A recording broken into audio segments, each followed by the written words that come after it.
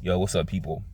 So, I did my last video about AR-AB, and I know I wasn't showing my face. I usually show my face on camera, but when I'm a little tired, I'll lay down just talking in my phone. But if you watch a lot of my videos, you would come to the conclusion that I'm not from the streets. I'm not a street dude, so I would not understand what the mindset is of someone from the streets. I never sold drugs, never robbed anybody, never done anything that's classified as a felony. And I'm proud of that because everybody that's in jail, in the penitentiary, whatever you want to call it, they live by regret. They see it's a sucker game. One thing I can thank my father for, one of a few things is I never hearing him tell me a lot of stories of his friends that he knew were on drugs. It always inspired me to stay away from him as much as possible. Primarily selling drugs, because that's a very dangerous game to deal with. And when we talk about AR-AB, I'm not here to talk down on him because it sounds to me that he is evolving as a man, learning from his mistakes. He's talking about writing a book. He's writing a book on his life story. And this is one thing I'll give him. It's about maybe 10, 15 songs that I could say I like by him.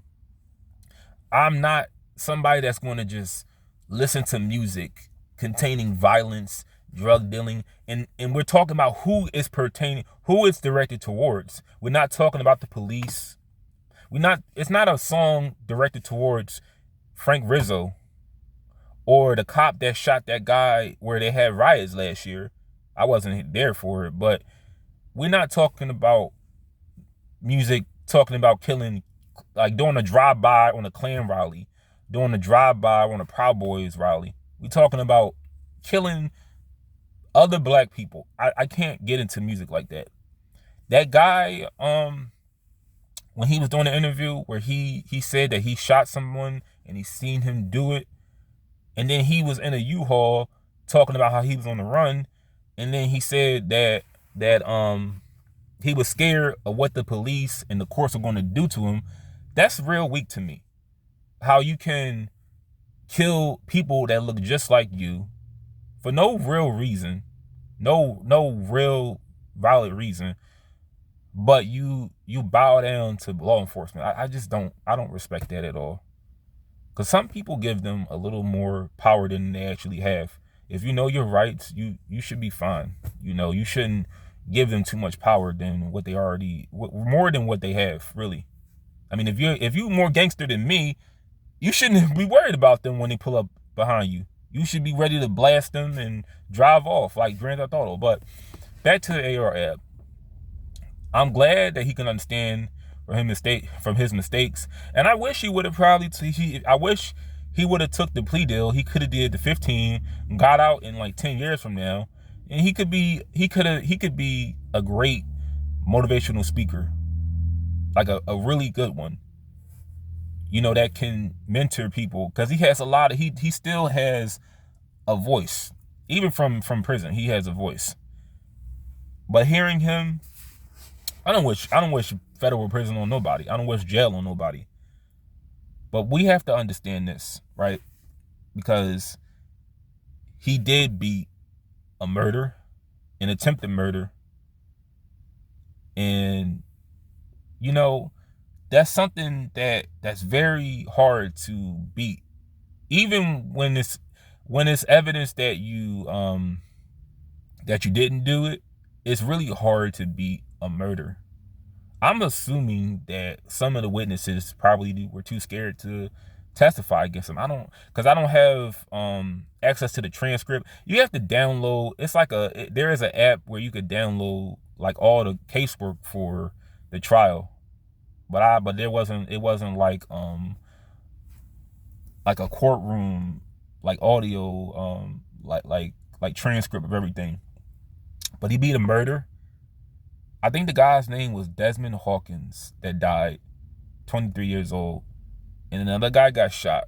He beat both of them. Cassidy did 18 months for involuntary manslaughter, and then he did the 3 to 10 for the crack cocaine.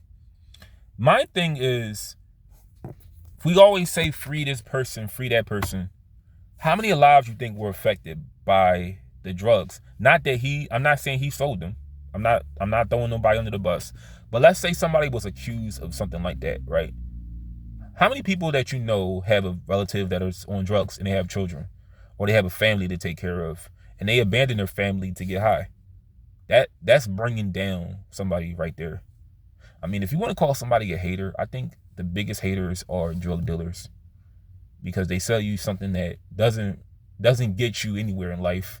It brings you down, and you're not yourself from drug use.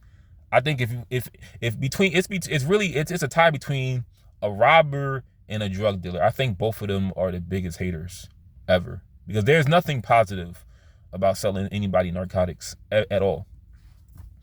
But with this sentence that he's got 45 years. I think that's a little too much, to be honest. I do. I think, here's the thing. I'm not somebody that feels like prison helps people. It doesn't make a difference in that person's life, because you're just, all the things that he's describing to me, I don't see no rehabilitation. You should explain to these people why they're incarcerated, rehabilitate them on why what they're doing is wrong.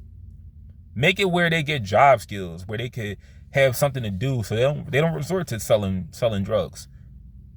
Because I feel like a way where he should pay for his past crimes isn't really prison.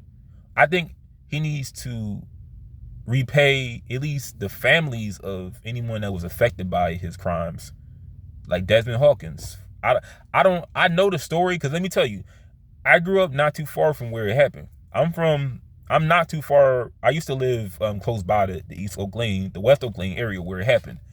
And let's just say I was walking to that diner, the West Oak Lane diner on Broad and in 66th Avenue. It shut down like 10 years ago.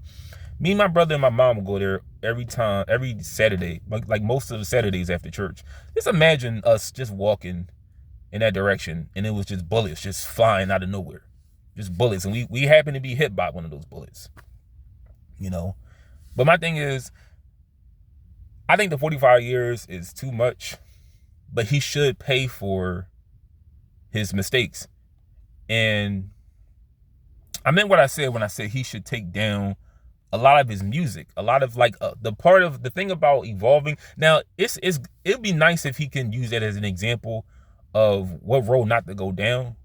Because let me tell you, his interviews are entertaining. I learned a lot from them. I learned a lot. I got a lot of I got a good perspective on what it was like for him. But the thing about it is, he said himself that he grew up in a nice home. He chose that life. He felt that he wanted to just hang out with his friends.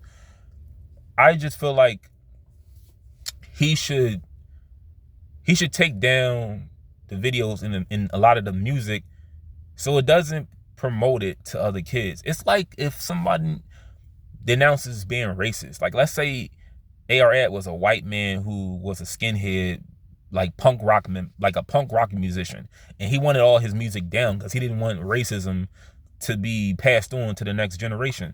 That's what I meant by that. It wasn't really I'm not like knocking his talent, because a lot of his songs, man, some of them that don't contain violence, I could really get into. Like that song, the song I thought was a diss to Cassidy, Rivals. It's a lot of nice, he has bars and like Rivals, Beef. I didn't know Biggie had a song that was similar to Beef. I thought he did that beat, but I don't know a lot of Biggie's music. But Beef is good, Rivals is good. He has a lot of good music. The thing is, I mostly knew him for his interviews. But all I'm saying is, it should be a way where if you do a crime to somebody, you should help that family that you affected deeply by your actions. But I feel like, maybe one day he may get out. He may, if he's on good behavior, they may let him out for early release. He may get like Like they gave G Dep recently. G Dep got clemency by the governor. I feel like it may be 10 years from now he may get clemency. You know, but I don't know how he survives in there, because it sounds like he was better off staying in FDC detention in Philly, because he had more influence over people there. Like, from what I'm hearing from him, he ran the jails in in Pennsylvania. But you understand, down south it's a whole nother game. You know, you're outnumbered, you know, by people from different states, different groups. So it's different out there. But I hope one day, you know, he can get out and he can just spread a positive message